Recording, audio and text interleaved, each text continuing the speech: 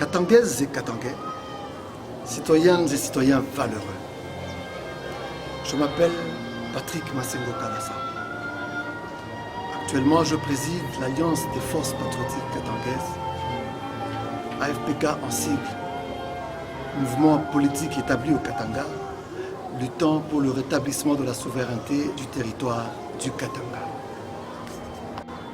Sachant que l'attribution ou l'acquisition d'une nationalité est une prérogative de la souveraineté étatique, et étant donné que notre mouvement lutte pour le rétablissement de la souveraineté du Katanga, qui, par voie de conséquence, rendra obsolète celle de l'État congolais illégalement imposée par la force découlant de l'injustice inhérente à la résolution 169 du Conseil de sécurité des Nations Unies.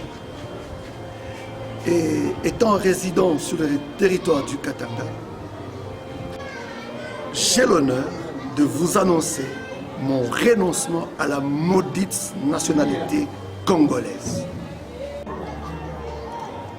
Je répète, je dis bien, j'ai l'honneur de vous annoncer mon renoncement à la maudite nationalité congolaise.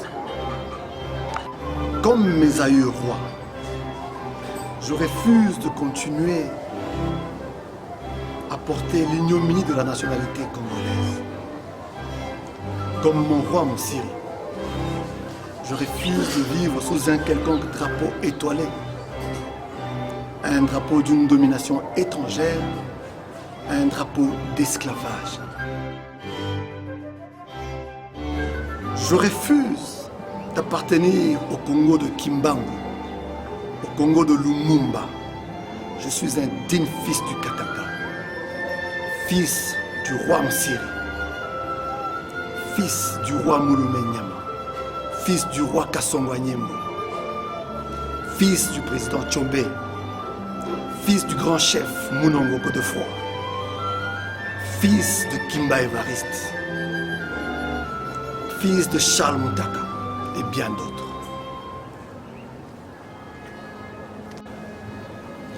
Ainsi, j'invite tous les dignes fils du Katanga, en honneur à nos aïeux, de faire de même, car un homme ne peut être digne sous une identité imposée. C'est fini le Congo dans notre esprit, dans notre âme, dans notre existence. En effet, année pour année, c'est déjà la 130e année que la souveraineté du Katanga est maintenue en mal par des accords internationaux injustes, ainsi que par des résolutions de l'Organisation des Nations Unies.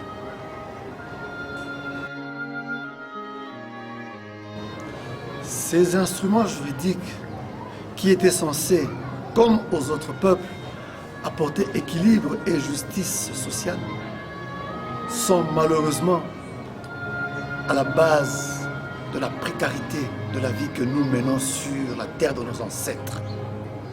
Terre immensement riche, mais où nous sommes obligés de remuer ciel et terre pour notre vécu quotidien. Certainement, le Katanga retrouvera sa souveraineté à laquelle nous, valeureux Katangais, n'avons jamais renoncé. C'est pour cette raison, en guise de mise en garde, que j'interpelle toute la classe politique katangaise de se réserver d'adhérer à l'union sacrée du gouvernement de Kinshasa. Car c'est du déjà vu et du déjà vécu à maintes reprises. L'union sacrée de Kinshasa est un profond piège, comme furent ceux qui nous arrachèrent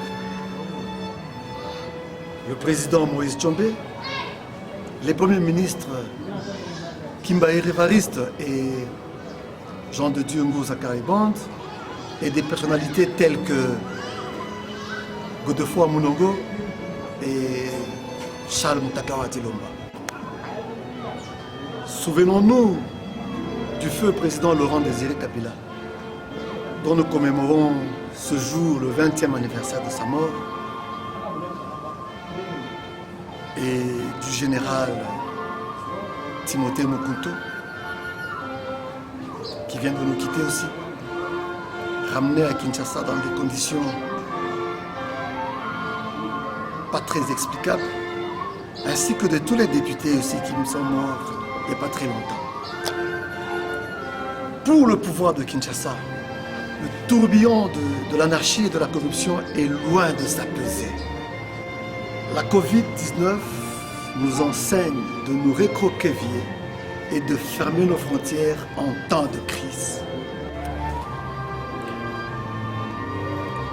Ainsi, pour nous Katangais, l'expérience de 60 années vécues en RDC nous renseigne que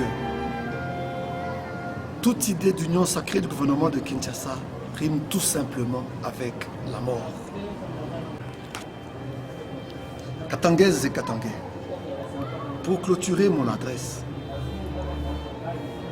étant donné que les responsabilités de l'exécution de la résolution 169 sont partagées, c'est avec un sentiment de soulagement que je viens vous annoncer l'ouverture d'un dossier judiciaire auprès des institutions internationales contre l'État congolais pour toutes les violations des droits du peuple katangais commises durant les 60 années de cohabitation forcée. Il s'agit de graves violations des droits de l'homme commises sur le peuple katangais. Grave violation de la Constitution de la République démocratique du Congo. Grave violation de la loi budgétaire. Grave violation de la loi électorale. Surtout les graves violations du peuple autochtone du Katanga. Et même les violations du droit international.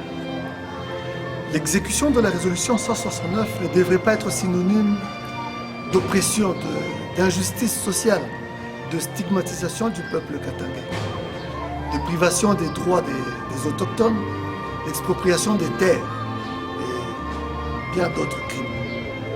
L'État congolais devra en répondre devant les juridictions internationales. À vous qui nous suivez, et vous qui trouverez nos mots très durs, je vous demande d'évaluer combien plus dures sont les peines des victimes de l'exécution de la résolution 169 et de toutes les violations et les abus de l'État congolais sur le peuple katangais. Katangaises et Katangais, citoyennes et citoyens valeureux, je vous souhaite une meilleure année 2021 où régnera bonheur et prospérité. Et je vous remercie.